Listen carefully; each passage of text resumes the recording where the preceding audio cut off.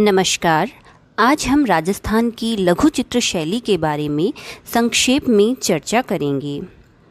राजस्थान की लघु चित्र शैली का समय 16वीं से 19वीं शती अर्थात सन 1550 से 1900 ईस्वी के मध्य माना जाता है। राजस्थान की लघु चित्र शैली के नामकरण के संबंध में विविध विद्वानों ने समय समय पर अपने मत प्रस्तुत किए।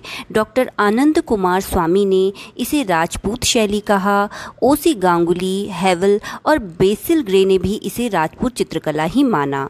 एनसी मेहता ने इसे हिंदू चित्रकला कहा, किंतु राय कृष्णदास ने इसे राजस्थानी शैली कहा और अब सभी विद्वान इसे स्वीकार करते हैं और इसे राजस्थानी शैली के रूप में ही मान्यता प्राप्त हुई। 17वीं और 18वीं शताब्दी के प्रारंभिक काल को राजस्थानी चित्रकला का स्वर्ण युग माना जाता है, क्योंकि इस समय राजस्थानी लघु चित्र शैली के चित्र सर्वाधिक और सर्वोत्तम बने। ये मत कार्ल खंडाला वाला का है। मेवाड़ राजस्थान के विभिन्न क्षेत्रों में बहुत समय तक अपनी पूर्ण स्वतंत्रता बनाए रह सका, इसलिए सर्वप्रथम मेवाड़ में ही चित्रकला का पुनरुत्थान हुआ जान पड़ता है। राजस्थानी चित्र शैली की विविध उपशैलियाँ रही हैं, जो स्थानीय विशेषताओं के कारण अपनी मौलिकता को प्राप्त हुई। इन्हें मोटे तौर पर 4 वर्गों में बांटा जाता है: मेवाड़, मारवाड़, हाड़ौती और ढूंढाड़।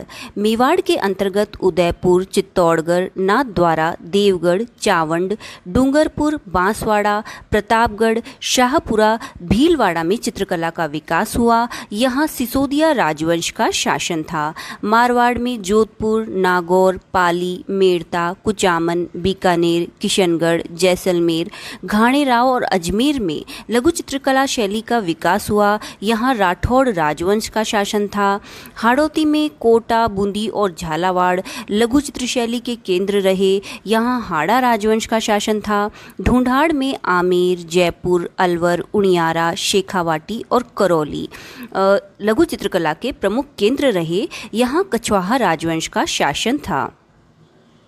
राजस्थानी शैली की विषय वस्तु बहुत समृद्ध मानी जाती है। माना जाता है कि राजस्थानी शैली में जितने अधिक विषयों पर चित्र बनाए गए, उतने अन्य किसी शैली में नहीं बनाए गए।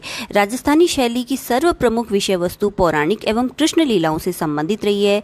इसमें हिंदू धर्म, शैव और वैष्णव धर्म से संबंधित चित्र बनाए गए, लेकिन मुख्य रूप से कृष्ण की विविध लीलाओं को, विशेषकर बाल लीलाओं को राजस्थानी चित्रकला में विशेष स्थान मिला। 12 महीनों के चित्र बनाए गए, जिसे 12 मासा चित्रण कहा जाता है। 6 ऋतुओं के चित्र बनाए गए, जिसे षड ऋतु चित्रण कहा जाता है। साथ ही भारतीय शास्त्रीय संगीत की राग रागनियों को भी राजस्थानी शैली में चित्रबद्ध किया गया। भारतीय शास्त्रीय संगीत में 6 मूल राग माने गए हैं और प्रत्येक राग की 5 रागनियां और 8 पुत्र माने गए हैं। इस प्रकार 84 चित्रों की श्रृंखला राजस्थानी शैली में देखने को मिलती है, जिसे रागमाला चित्रण कहा जाता है। इसी प्रकार भारतीय साहित्य के अनुसार 8 व 10 नायिकाओं व नायकों का चित्रण भी राजस्थानी शैली का प्रमुख विषय रहा है। राजस्थानी शैली में घरेलू जीवन के चित्र भी हमें देखने को मिलते हैं, जैसे कि पनघट का चित्र रसोई में कार्य करते हुए या चौपाल पर वार्ता करते हुए या थका हुआ पथिक वृक्ष के नीचे विश्राम करते हुए। इस प्रकार के घरेलू और सामाजिक जीवन के चित्र भी हमें राजस्थानी शैली में देखने को मिलते हैं। इसके अतिरिक्त राजसी वैभव और व्यक्ति चित्र हमें राजस्थानी शैली में देखने को मिलते हैं। व्यक्ति चित्रों को शबीह कहा गया है। शबीहों का प्रचलन मुगल शैली में अधिक था। इसके बाद राजस्थानी और पहाड़ी शैली में भी हमें शबीहें देखने को मिलती हैं। ये शबीहें राजाओं, रानियों, राजकुमारों और साधु संतों की अधिक बनी हैं। इनके अतिरिक्त दरबार, आखेट, युद्ध व अंतःपुर के दृश्य भी हमें राजस्थानी शैली में प्रधानता से देखने को मिलते हैं। राजस्थानी शैली की कुछ प्रमुख विशेषताएं इस प्रकार है। इसे विशुद्ध भारतीय शैली माना गया है, क्योंकि इनका विकास मध्यकालीन पोथी चित्रकला से माना जाता है। इसी प्रकार जिस प्रकार अजंता में भगवान बुद्ध का चित्र संसार है, उसी प्रकार राजस्थानी शैली में राधा कृष्ण के चित्रों का संसार है। अजंता में भगवान बुद्ध को जो स्थान प्राप्त हुआ है, वही स्थान राजस्थानी शैली में राधा और कृष्ण के चित्रण को प्राप्त हुआ है। राजस्थानी शैली में रंग योजना बहुत ही बेजोड़ है। यहाँ चमकदार और मूल रंग योजना हमें देखने को मिलती है। सूर्योदय और सूर्यास्त के समीप के रंग हमें यहाँ पे चित्रों में देखने को मिलते हैं। राजस्थानी शैली की रेखाएं बहुत ही बारीक और महीन हैं। कई बार तो ये इतनी बारीक होती हैं कि इन्हें कोरी आंखों से देखा ही नहीं जा सकता, उसके लिए सूक्ष्मदर्शी की आवश्यकता होती है। लेकिन महीनता के बावजूद भी हमें रेखाओं में गति, लय और भाव संचार की क्षमता देखने को मिलती है। राजस्थान में एक चश्म चेहरों की अधिकता रही है। अधिकतर आकृतियां एक तरफ देखती हुई बनाई गई हैं, जिनमें केवल एक ही आंख हमें दिखाई देती है। इस तरह से एक चश्म चेहरे राजस्थानी शैली की एक महत्वपूर्ण विशेषता रही है। वसली चित्रण राजस्थानी शैली में मुख्य रूप से किया गया है। इससे पहले पाल और जैन शैली में हमें पोथी चित्रण दिखाई देता है, लेकिन राजस्थानी शैली में पृथक पृथक वसलियों पे चित्र बनाए गए। पहले हाथ से कागज बनाया जाता था जो कि पतला होता था। 2 या 3 कागज़ों को आपस में ल्याई से चिपकाकर मोटा बनाया जाता था और चित्रण योग्य बनाया जाता था, जिसे वसली कहते हैं। और इसी वसली के ऊपर राजस्थानी शैली में चित्रण मुख्य रूप से किया गया है। राजस्थानी चित्र भाव प्रधान रहे हैं। इनके अलावा उनमें अलंकारिकता रही है। मानवाकृतियों में काव्य में प्रयुक्त उपमाओं के आधार पर अंग प्रत्यंगों का अंकन किया गया है, जैसे कि मछली के समान आँखें, कमल की पंखुड़ियों के समान होठ इत्यादि। राजस्थानी शैली में प्रकृति चेतन है। अगर चित्र में नायक नायिका दुखी हैं तो प्रकृति में पेड़ पौधों को भी मुरझाया हुआ दिखाया गया है, और अगर वे प्रसन्न मुद्रा में हैं तो पेड़ पौधे भी प्रफुल्लित हैं और पशु पक्षी भी नृत्य की मुद्रा में मग्न हैं। इसी प्रकार राजस्थानी शैली जन प्रतिनिधित्व करती है। मुगल शैली जहाँ केवल दरबारी कला थी, वहाँ राजस्थानी शैली जन जन की शैली थी। यहाँ हाशियों का चित्रण हमें देखने को मिलता है। हाशिया अर्थात चित्र के चारों ओर जो एक बॉर्डर बनाई जाती है उसे हाशिया कहा जाता है। ये हाशिए मुगल शैली में अलंकृत बनाए गए थे। इनमें फूल पत्तियों और पशु पक्षियों के अलंकरण हमें देखने को मिलते हैं, किंतु राजस्थानी शैली में ये हाशिए सादा बनाए गए हैं। राजस्थानी शैली में नारी को प्रधानता दी गई। यहाँ जितना नारी चित्रण हुआ उतना अन्य किसी शैली में हमें देखने को नहीं मिलता। यहाँ हास्य व्यंग से संबंधित चित्र भी हमें देखने को मिलते हैं। मानव आकृतियाँ राजस्थान की विविध उप शैलियों में मानवाकृतियों में हमें किंचित अंतर देखने को मिलता है, जो वहाँ की विशेषताओं के स्थानीय विशेषताओं के अनुरूप है। छाया प्रकाश के लिए परदाज का प्रयोग किया गया है। राजस्थानी शैली में जो मानवाकृतियाँ बनाई गई हैं उनमें गर्दन के पास, आँख कान के नीचे या भुजा को शरीर से उठा हुआ दिखाने के लिए एक प्रकार की छाया लगाई गई है। और यह छाया लगाने के लिए या तो बहुत ही महीन रेखाएं पास पास बनाई गई है या बहुत ही महीन बिंदु पास पास बनाए गए हैं। अगर महीन रेखाएं बनाई गई हैं तो इसे खत परदाज कहा जाता है, और अगर महीन बिंदु बनाए गए हैं तो इसे दाना परदाज कहा जाता है। पहनावा और आभूषण तत्कालिक पहनावे और आभूषण के अनुरूप ही चित्रित किए गए हैं। राजस्थानी शैली की एक बहुत ही महत्वपूर्ण विशेषता रही है साहित्य, संगीत एवं चित्रकला का समन्वय। जब हम रागमाला चित्रों की बात करते हैं तो उसमें भारतीय शास्त्रीय संगीत की राग रागनियों और चित्रकला, इन दोनों कलाओं का समन्वय हुआ और उससे संबंधित कविता हाशिए पर लिख दी गई। इस प्रकार साहित्य, संगीत और चित्रकला, इन तीनों कलाओं का समन्वय हमें राजस्थानी कला में देखने को मिलता है, अन्यत्र नहीं। राजस्थानी कला में रीतिकालीन कवियों की काव्य रचनाओं को चित्रित किया गया है। रीतिकालीन कवियों में अधिकतर श्रृंगारिक यानी प्रेम से संबंधित काव्यों की रचना की, लेकिन ये प्रेम लौकिक न होकर राधा कृष्ण के प्रेम से संबंधित था। और इस प्रकार के कवि रहे हैं केशव, जिनकी की रसिक प्रिया, और मतीराम की रसराज, बिहारी की बिहारी सस्सई और जयदेव के गीत गोविंद। इन काव्यों के आधार पर राजस्थानी शैली में मुख्य रूप से चित्रण किया गया। अब हम राजस्थानी शैली की प्रमुख उप शैलियों के बारे में संक्षेप में चर्चा करेंगे। मेवाड़ राजस्थान के दक्षिणांचल में स्थित है। मेवाड़ में चावंड, गोगुंदा, प्रतापगढ़, देवगढ़, नाथद्वारा, उदयपुर और चित्तौड़गढ़ में चित्रकला का विकास देखने को मिलता है। यहाँ चित्रकारी 1600 से 1900 ईस्वी के मध्य विकसित हुई। महाराणा अमर सिंह प्रथम से लेकर भीम सिंह तक सभी राजाओं ने कला को संरक्षण दिया, लेकिन विशेष रूप से महाराणा कुंभा, उदय सिंह और प्रताप सिंह कला प्रेमी शासक हुए। किंतु महाराणा प्रताप सिंह के समय में ही इस शैली को चरमोत्कर्ष प्राप्त हुआ। मेवाड़ शैली के प्रमुख चित्रण विषय रहे हैं गीत गोविंद, ढोला मारू, रागमाला, नायक नायिका, रसिक प्रिया, भागवत पुराण, रामायण, महाभारत, सूरसागर, गजेंद्र मोक्ष, पंचतंत्र, कलिला लीला दमना, रघुवंश, हरिवंश, शबीह, शिकार आदि। यहाँ प्रधानतः धार्मिक चित्र बने हैं, किंतु रसिक प्रिया यहाँ के चित्रकारों का सबसे प्रिय विषय रहा है। मेवाड़ शैली के प्रमुख चित्र जो हमें विविध संग्रहालयों में देखने को मिलते हैं वे हैं महाराणा भीम सिंह का जुलूस, चंपावती विल्हण, कृष्ण राधा की प्रतीक्षा करते हुए, दशरथ का लौटते हुए जुलूस, रागिनी गुमारू, गिरि गोवर्धन, कृष्ण दावानल ग्रसते हुए, यमुना तट पर ग्वालों के साथ लीला करते हुए। मेवाड़ शैली के प्रमुख कलाकार हैं साहबदीन, चौखा, बख्ता, मनोहर, निसारदीन आदि। यहाँ पर शुद्ध चटकीले मूल रंगों का प्रयोग किया गया है। विशेष रूप से हिंगलू से बने लाल रंग का प्रयोग हमें मेवाड़ शैली में देखने को मिलता है।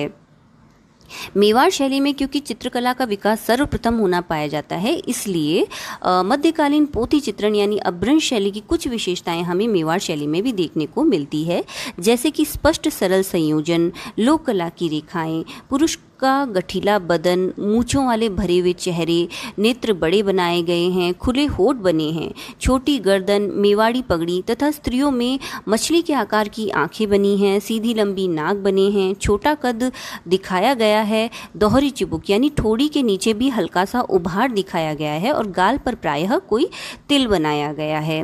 पुरुष घेरदार जामा, पटका, नारियां छपाईदार घाघरा, पारदर्शी ओढ़नी और विविध आभूषण पहने हैं। अलंकारिक प्रकृति का चित्रण किया गया है। मेवाड़ की एक अन्य प्रमुख शैली नाथद्वारा शैली भी रही है। नाथद्वारा श्रीनाथ जी के मंदिर के लिए प्रसिद्ध है, लेकिन एक और चीज़ वहाँ पर प्रसिद्ध है, वह है वहाँ की पिछवाई चित्रकला। पिछवाई कहा जाता है जब श्रीनाथ जी के मंदिर में श्रीनाथ जी की मूर्ति के पीछे एक पर्दा टांगा जाता था जो कि चित्रित होता था। इस पर मुख्य रूप से श्रीनाथ जी का ही चित्रण किया जाता था। उनके साथ में गायें बनाई जाती और साथ में कमल के पुष्प भी पिछवाई चित्रण की विशेषता रही है। यहाँ आंखें हिरण के समान बनाई गई है। नाथद्वारा की शैली पर हमें अपभ्रंश, मेवाड़, मारवाड़ और जयपुर शैली का प्रभाव देखने को मिलता है। नाथद्वारा के प्रमुख कलाकार हैं नारायण, घासीराम, तुलसीदास, उदयराम, गुलाबजी मिस्त्री, बीजी शर्मा, स्त्री चित्रकार कमला, इलायची। नाथद्वारा में कलाकारों को श्रीनाथ जी के सम्मानजनक सेवक के रूप में ही माना जाता रहा है। अब हम हाड़ौती की कला के बारे में चर्चा करेंगे। पहले हम बूंदी शैली के बारे में चर्चा करेंगे। बूंदी शैली पर जयपुर, जोधपुर, यूरोपीय, मुगल और दक्षिणी प्रभाव देखने को मिलता है। बूंदी की सीमाएं जयपुर, टोक, मेवाड़, मालवा और चंबल नदी से मिलती हैं। यहाँ 16वीं सदी से 18वीं सदी के मध्य कला का विकास हुआ। राजा रतन सिंह, छत्रसाल, भाव सिंह, अनिरुद्ध सिंह और उम्मेद सिंह ने कला को विशेष रूप से संरक्षण दिया। बूंदी शैली के प्रमुख विषय रहे रागमाला, नायिका भेद। नायिका भेद यहाँ के चित्रकारों का प्रमुख प्रिय विषय रहा है। इसके अतिरिक्त 12 मासा, कृष्ण लीला, रीतिकालीन साहित्य और पशुओं में हाथियों का यहाँ पर विशेष रूप से चित्रण किया गया है। बूंदी शैली के जो प्रमुख चित्र हमें विविध संग्रहालयों में देखने को मिलते हैं वे हैं पीठिका पर नायक और नायिका, प्रेमी और प्रेमिका द्विज का चांद देखते हुए, परिचारिकाओं सहित रानी, राव सुरजन सिंह के हाथी भालेराव और आनीदा, ग्रीष्म में हाथी, कांटा निकालते हुए स्त्री, स्नानते, राधा और कृष्ण का मिलन, हाथी पर सवारी का दृश्य, राव रतन झरोके से हाथियों का जुलूस देखते हुए, राव उमेद सिंह जंगली सुअर का शिकार करते हुए, छत्रसाल शाहजहां के सामने हाथ जोड़े खड़े हैं। बूंदी शैली के प्रमुख कलाकार हैं सुरजन, अहमद अली, रामलाल, श्री किशन, साधुराम, डोडिया और मोहन। बूंदी शैली में लाल, हरे, सफ़ेद, गुलाबी और सुनहरे रंगों का चित्रों में अधिक प्रयोग हुआ है। यहाँ हमें रंगों की सतरंगी आभा देखने को मिलती है। जहाँ राजस्थान की अन्य शैलियों में राजाओं ने ही कला को संरक्षण दिया, वहाँ बूंदी शैली को वणिकों, ठिकानेदारों, जागीरदारों, जमींदारों, पुरोहितों और पुजारियों का भी संरक्षण प्राप्त हुआ था। बूंदी शैली की प्रमुख विशेषताएं ये हैं कि यहाँ पर मेवाड़ शैली का प्रबल प्रभाव रहा है। आकाश में बादलों को लाल तथा सुनहरे रंगों से चित्रित करके आकाश में इंद्रधनुषी आभा बिखेर दी गई है। इसके अतिरिक्त लंबा कद, गोल मुखमंडल, पतले होठ, छोटी नाक और भारी चिबुक यानी भारी ठोड़ी बनाई गई है।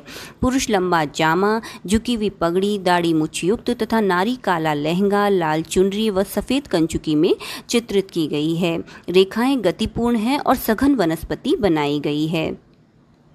कोटा शैली को चरमोत्कर्ष पर पहुंचाने का श्रेय राजा उम्मेद सिंह को दिया जाता है।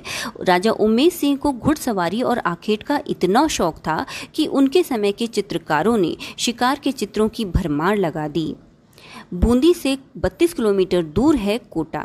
यहाँ पर 17वीं से 19वीं शती के मध्य कला का विकास हुआ माना जाता है। कोटा शैली को मुख्य रूप से राजा राम सिंह, भीम सिंह, अर्जुन सिंह, दुर्जनसाल, छत्रसाल और उम्मेद सिंह ने संरक्षण दिया, किंतु राजा राम सिंह के समय में इस शैली को स्वतंत्र अस्तित्व प्राप्त हुआ और उम्मेद सिंह के समय में ये चरमोत्कर्ष को प्राप्त हुई। कोटा शैली के प्रमुख विषय रहे हैं भागवत पुराण, शिकार, सवारी, ढोला मारू, बलबूत्सव, चंद्रिका, पंचमेल आदि। सवारी, शिकार, दरबारी दृश्य और हाथियों के चित्र यहाँ अधिक चित्रित हुए, किंतु शिकार के चित्र यहाँ पर सर्वाधिक चित्रित हुए, इसलिए कोटा शैली की पहचान ही बन गए हैं शिकार के चित्र। कोटा शैली के जो प्रमुख चित्र हमें विविध संग्रहालयों में देखने को मिलते हैं वे हैं राम हिरण का शिकार करते हुए, हाथियों की लड़ाई, राधा कृष्ण आदि। कोटा शैली के प्रमुख कलाकार हैं डालू, गुमानी राम, हेमराज जोशी, मोहम्मद लच्छीराम, रघुनाथ, गोविंद राम, नूर मोहम्मद आदि। कोटा शैली में चित्रों में नीले, लाल, हरे, सुनहरी, काले, सफ़ेद रंग की प्रधानता रही है। यहाँ के चित्रों की प्रमुख विशेषताएं हैं कि मानवाकृतियों में गठीला भारी शरीर बनाया गया है, मोटी आंखें बनी हैं, तीखे नाक बने हैं, पंगड़ियाँ व अंगरखे चित्रित किए गए हैं। शेर, हिरण, चीता, सुअर, नीलगाय इत्यादि पशुओं का चित्रण हुआ है और सघन वनस्पति बनी है। कोटा में घने जंगल रहे हैं, अतः यहाँ शिकार के चित्र बहुत बने हैं और इसमें भी घेर कर शिकार करने के चित्रों के दृश्य यहाँ पर विशेष रूप से चित्रित किए गए हैं। कोटा बूंदी के भित्ति चित्र भी विशेष प्रसिद्ध रहे हैं। अब हम जयपुर शैली के बारे में चर्चा करेंगे। जयपुर की स्थापना सन 1727 में सवाई जयसिंह जी द्वारा की गई थी। सवाई जयसिंह ने यहाँ दरबार में 36 कारखानों की स्थापना की, जिनमें सूरत खाना चित्रशाला भी एक थी। सवाई माधो सिंह जी के समय में चित्रों में मोती, लाख, लकड़ी की मणियों को चिपकाया गया, जिससे मणिकुट्टिम की प्रवृत्ति का विकास हुआ। सवाई प्रताप सिंह के समय में कला का सर्वाधिक विकास हुआ। सवाई राम सिंह ने सन 1857 में Maharaja school of art and craft की स्थापना की, जो आज राजस्थान स्कूल ऑफ आर्ट के नाम से जाना जाता है। इनके आदेश पर ही जयपुर को गुलाबी आवरण देकर गुलाबी नगर बनाया गया। जयपुर अलवर, जोधपुर, आमेर व भरतपुर से घिरा हुआ है। यहाँ 16वीं से 19वीं शती के मध्य चित्रकला का विकास हुआ। यहाँ पर राजा भारमल, मानसिंह, सवाई जयसिंह, सवाई ईश्वर सिंह, सवाई प्रताप सिंह और सवाई जगत सिंह ने कला को विशेष रूप से संरक्षण दिया, किंतु सवाई प्रताप सिंह का समय ही जयपुर के सूरत खाने का स्वर्ण युग माना जाता है। जयपुर शैली के चित्रों के प्रमुख विषय रहे हैं कृष्ण लीला, नायिका भेद, राग रागनी। राग रागनी यहाँ के चित्रकारों का प्रमुख प्रिय विषय रहा है। इसके अतिरिक्त ऋतु वर्णन, भागवत पुराण, दुर्गा सप्तशती, 12 मासा, बिहारी सस्सई, व्यक्ति चित्र, रसिक प्रिया, आखेट, रामायण आदि का चित्रण यहाँ विशेष रूप से किया गया। जयपुर के जो प्रमुख चित्र हमें विविध संग्रहालयों में देखने को मिलते हैं वे हैं कृष्ण गोवर्धन धारण किए हुए, रास मंडल, ये बड़े आकार के चित्र हैं। इसी प्रकार 6 फुट लंबे ग्रीष्म व शरद ऋतु के चित्र भी हमें देखने को मिलते हैं। विज्ञप्ति लेख मिलता है जो कि जैन धर्म से संबंधित है। इनके अतिरिक्त सवाई ईश्वर सिंह हाथी की सवारी करते हुए, ईश्वर सिंह चौगान में मोती बुर्ज से हाथियों की लड़ाई देखते हुए, सप्तलोक, अजर अमर का खरदा और इसके अलावा दुर्गा महिषासुर युद्ध की एक बड़ी श्रृंखला भी हमें सवाई मानसिंह द्वितीय संग्रहालय में देखने को मिलती है। जयपुर शैली के सबसे प्रमुख कलाकार रहे हैं साहिब राम। इन्होंने जयपुर के प्रमुख राजाओं के आदमकद व्यक्ति चित्र बनाए। इनके अतिरिक्त रामजी दास, गोविंदा, लाल चितारा, हीरानंद, त्रिलोक चंद, हुक्मा, लक्ष्मण, सालिग्राम और घासी जयपुर शैली के प्रमुख कलाकार रहे हैं। जयपुर शैली में हरे रंग की प्रधानता रही है। सोने का भी भरपूर प्रयोग किया गया है और हाशिए में नीले रंग का प्रयोग किया गया है। जयपुर शैली के 19वीं शताब्दी के चित्रों की विशेष पहचान रही है नील और सीलू का प्रयोग। नील यानी नीला रंग और सीलू यह एक चाइनीज वर्ड है जिसमें सी का अर्थ है पत्थर और लू का मतलब है हरा, अर्थात पत्थर का हरा रंग। इस तरह नील और सीलू का प्रयोग 19वीं शताब्दी चित्रों की विशेषता है। इस शैली की कई उपशैलियां भी विकसित हुई, जिनमें अलवर, उनियारा, भरतपुर, धौलपुर, टोंक, करौली के अतिरिक्त शेखावाटी के भित्ति चित्र इस श्रृंखला के परिणाम हैं, जिनमें सीकर, नवलगढ़, फतेहपुर, रामगढ़, लक्ष्मणगढ़, मंडावा, मुकुंदगढ़ और खेतड़ी की हवेलियों के भित्ति चित्र विश्व प्रसिद्ध हैं। जयपुर शैली की प्रमुख विशेषता है बारीकी, संतुलित आकार, गोल चेहरा, ऊंचा ललाट, गोल नाक, होठ मोटे, मांसल यानी भरी हुई चिबुक, ठोड़ी, मीनाकार नेत्र, मछली के आकार के नेत्र, नोकदार जूतियां, सफ़ेद चुन्नट वाला जामा आदि तो पुरुष चित्रण में देखने को मिलते हैं। इसी प्रकार स्त्रियों में मछली के आकार की आंखें, गोल चेहरा, अलंकृत राजस्थानी वेशभूषा देखने को मिलती है और कहीं कहीं मुगल पहनावा भी देखने को मिलता है। यहाँ परदाज का विशेष प्रयोग किया गया है। भावपूर्ण पशु पक्षी बने हैं। प्रताप सिंह के समय की आकृतियों में मस्तक पर चंदन का लेप उस समय के चित्रों की विशेष पहचान थी। जयपुर में सवाई माधोपुरी, कश्मीरी और सागानेरी कागज चित्रण हेतु विशेष प्रसिद्ध रहा है। अब हम राजस्थानी चित्र शैली की सर्वोत्तम शैली किशनगढ़ शैली के बारे में चर्चा करेंगे। किशनगढ़ शैली को चरमोत्कर्ष पर पहुंचाने का श्रेय राजा सावंत सिंह को दिया जाता है। उनका जन्म 1696 ईस्वी में हुआ। वे वैष्णव धर्म के अनुयायी थे। उन्होंने नागरी दास उपनाम से साहित्य रचना की, अर्थात वे कवि भी थे। उन्होंने लगभग 75 ग्रंथ लिखे, जिनमें बिहारी चंद्रिका, मनोरथ मंजरी, रसिक रत्नावली, नागर समुच्चय और सांझी लीला पद प्रमुख हैं। किशनगढ़ की चित्रकला और नागरी दास के काव्य दोनों में बनी ठनी राधा के सौंदर्य का आधार रही है। बनी ठनी सावंत सिंह की सौतेली मां के साथ 10 वर्ष की आयु में दिल्ली से किशनगढ़ के दरबार में आई थी। किशनगढ़ की चित्रकला को चरमोत्कर्ष पर पहुंचाने का श्रेय 3 व्यक्तियों को दिया जाता है। पहले तो है राजा सावंत सिंह, जो कवि भी हैं, चित्रकार भी हैं और भक्त तथा कला प्रेमी राजा भी रहे हैं। दूसरे हैं बनी ठनी जी, जिनकी सुंदरता ने राधा के चित्रण के लिए एक आदर्श मॉडल दिया। और तीसरे हैं चित्रकार निहाल चंद। इस तरह सावंत सिंह, बनी ठनी और निहाल चंद, इन तीनों के पारस्परिक संबंध और सहयोग से किशनगढ़ में काव्य, संगीत और चित्रकला की त्रिवेणी बह निकली। इस शैली को प्रकाश में लाने का श्रेय एरिक डिकिंसन और डॉक्टर फैयाज अली को दिया जाता है। और एरिक डिकिंसन ने ही 1943 में बनी ठनी को भारतीय कला की मोनालिसा के रूप में प्रतिष्ठित किया।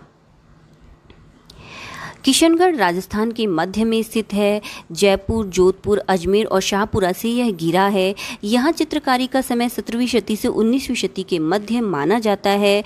राजा रूप सिंह, मान सिंह, राज सिंह, सावंत सिंह, बिडन सिंह और कल्याण सिंह ने कला को विशेष रूप से संरक्षण दिया, किंतु सावंत सिंह के काल में कला चरमोत्कर्ष को प्राप्त हुई।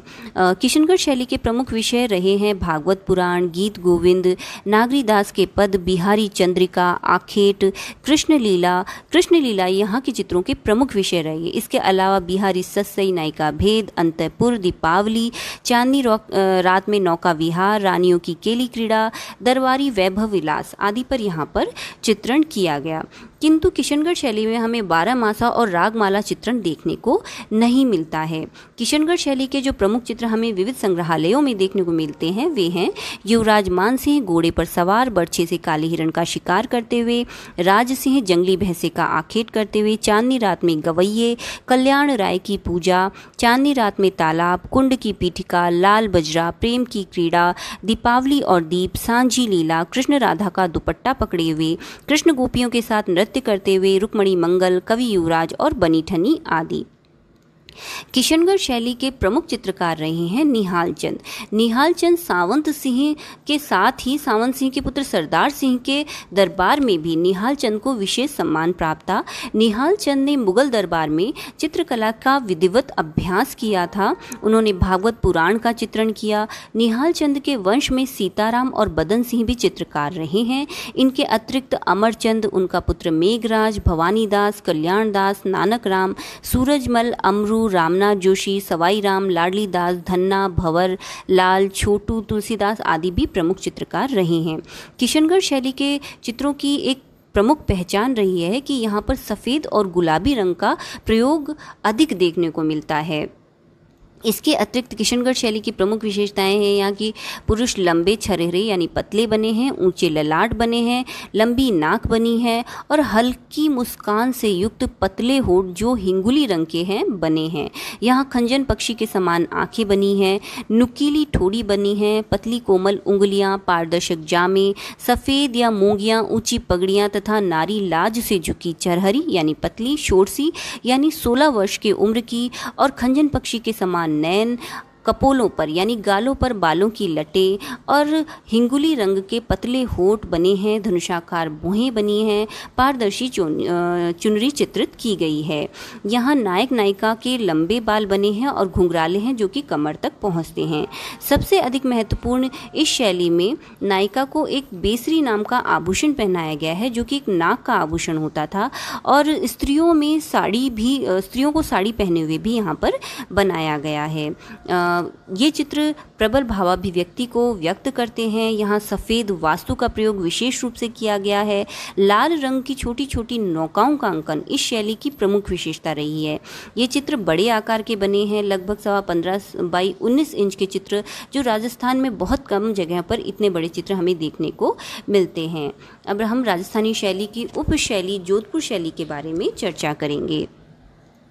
जोधपुर राठौर राव जोधा जी ने 1458 ईस्वी में बसाया था। यह पश्चिमी भाग में स्थित मरु प्रदेश है। यहाँ 17वीं से 19वीं शती के मध्य चित्रकला का विकास होना पाया जाता है।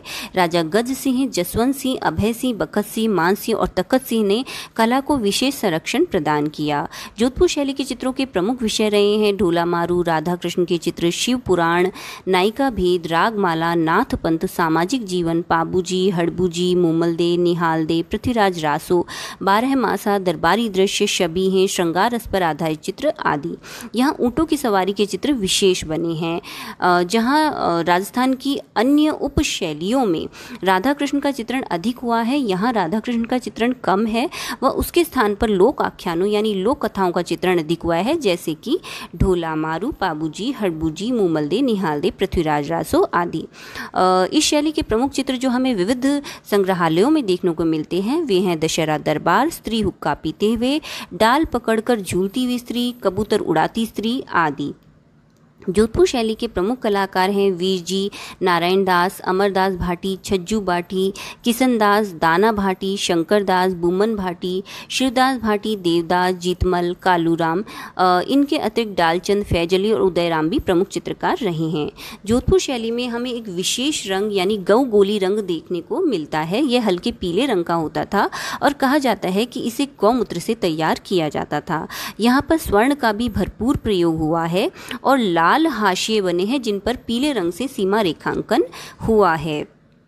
जोधपुर शैली के चित्रों की प्रमुख विशेषताएं हैं कि यहाँ पर घंटाकृति लंबे जामे बने हैं, आगे निकली हुई नाक, मत भरी बड़ी बड़ी आंखें जो परवल के समान बनी हैं, चढ़ी हुई घनी दाढ़ी बनाई गई है, कान तक खिंची मूछें बनी हैं, अलंकारिक शिखरदार पगड़ी बनी है, शौर्यपूर्ण चेहरे बने हैं। पुरुष मुखाकृतियों में ये विशेषताएं हमें देखने को मिलती है। इसी तरह नारी लंबी बनी है, खंजन के समान नेत्र हैं जो बादाम के आकार के हैं, कपोलों पर झूलती हुई लटें बनी है यानी गालों पर झूलती हुई बालों की लटें बनी हैं और ललाट थोड़ा सा निकला हुआ बनाया गया है। पुरुष आकृतियों में मुखाकृतियां शरीर की तुलना में छोटी नजर आती हैं और माथा पीछे के और धंसा हुआ दिखाई देता है। यहाँ पृष्ठभूमि में कभी कभी हरियाली भी बनाई गई है। जैसलमेर की कला पूर्णतः मौलिक नहीं थी। इस कला पर हमें जोधपुर की कला और कांगड़ा शैली की छाया दिखाई देती है। अब हम राजस्थानी शैली की उपशैली बीकानेर शैली के बारे में चर्चा करेंगे। इसे राजस्थान की प्रांतीय मुगल शैली कहा जाता है क्योंकि यहाँ पर मुगल शैली का प्रभाव हमें सर्वाधिक देखने को मिलता है। बीकानेर शैली का विकसित रूप हमें अनूप महल, फूल महल की साज सज्जा और चंद्र महल, सुजान महल के दरवाजे की चित्रकारी में देखने को मिलता है, जहाँ हमें रागमाला और 12 मासा के बहुत ही सुंदर चित्र देखने को मिलते हैं। बीकानेर राजस्थान के उत्तर पश्चिम के मरु प्रदेश में स्थित है। यहाँ 17वीं से 18वीं शती के मध्य लघु चित्रकला का विकास हुआ। राजा राय सिंह, सूरज सिंह, करण सिंह, अनूप सिंह और गज सिंह ने कला को विशेष रूप से संरक्षण प्रदान किया। अनूप सिंह के समय में अनूप सिंह को बीकानेर शैली का प्रवर्तक कहा जाता है। बीकानेर शैली के चित्रों के प्रमुख विषय रहे हैं रागमाला, भागवत पुराण, कृष्ण लीला, रसिक प्रिया, श्रृंगारिक आख्यान, शिकार, व्यक्ति चित्र, हिंदू देवी देवता, मेघदूत, नायिका भेद, गीत गोविंद आदि। यहाँ के प्रमुख चित्र जो हमें विविध संग्रहालयों में देखने को मिलते हैं वे हैं गोवर्धनधारी कृष्ण, नारी शिविका अर्थात नारियों का झुंड जिन्होंने पालकी का रूप ले लिया है श्री कृष्ण के लिए, फूलझड़ी छोड़ती नारी, महिषासुर मर्दनी, स्त्री बच्चे से खेलते हुए, बंद हाथी, भादो मास आदि। बीकानेर शैली के कलाकार, इन्हें उस्ता कहा जाता है कि ये जैसलमेर स्थित लुद्रव पाटन में रहने वाले भाटी राजपूत थे। इन्हें उस्ताद कहा जाता था, बाद में द हटा दिया गया और उस्ता ने जातिगत स्वरूप धारण कर लिया और उस्ता कला विश्व प्रसिद्ध हो गई। यहाँ के प्रमुख चित्रकार हैं शाह मोहम्मद, रुकनुद्दीन, उनका पुत्र शहाबुद्दीन, रहीम खान, नाथू, मुराद, कायम, लूफा, रामलाल, ईसा, मोहम्मद इब्राहू, अली रजा, बहाउद्दीन, नूरुद्दीन, अहमद उमरानी, कासिम उमरानी, अब्दुल्ला, हसन, रशीद, नूर मोहम्मद, गुटू सियाली, गंगाराम। उस्ता कला विश्व प्रसिद्ध रही है, लेकिन इसमें भी कैमल हाइड चित्रण विशेष प्रसिद्ध है। कैमल हाइड चित्रण में ऊंट की खाल की बनी हुई कुप्पियों, औजारों, उपकरणों या बर्तनों पर सोने की बहुत ही महीन, सुंदर और अलंकारिक चित्रकारी की जाती थी, जिसके लिए कि ये उस्ता कला कैमल हाइड चित्रण विश्व प्रसिद्ध है। बीकानेर शैली में हमें पीले रंग की प्रधानता देखने को मिलती है, सूफियाना रंग संगति है और यहाँ पर लालपन लिए हुए बैंगनी रंग की एक विशेष तान भी हमें देखने को मिलती है। बीकानेर शैली के चित्रों को संरक्षण देने का कार्य कला समीक्षक हरमन गोएट जी ने किया। यहाँ हमें भवनों, गुंबदों के विशेष चित्र देखने को मिलते हैं। आकाश में मेघों की गोल झालरें, मेघों के मध्य सारस, परी व पक्षियों का चित्रण हुआ है। नारी इकहरी तनवंगी यानी पतली बनी है। मृग व खंजन पक्षी के समान विशाल नेत्र बनाए गए हैं। कमनीयता व लोच पर ज्यादा ध्यान दिया गया है। नाक कुछ लंबी बनी है और ललाट गोल बना है। पुरुष आकृतियों में माथा चौड़ा बना है, लंबी जुल्फें बनी है और उग्र दाढ़ी मूछें बनाई गई है। पुरुष ऊंची शिखराकार पगड़ी पहने हैं, जामे पहने हैं, लंबे तीखे खड़ग हाथ में लिए हुए चित्रित किए गए हैं। मटमैले टीलों पर कहीं कहीं हरियाली भी दिखाई गई है, कहीं कहीं पुष्पित झाड़ियां भी देखने को मिलती है। पगड़ियों का बंधेज व छल्लेदार बादलों की मोहक रेखा बीकानेर शैली की विशेष पहचान है। धन्यवाद।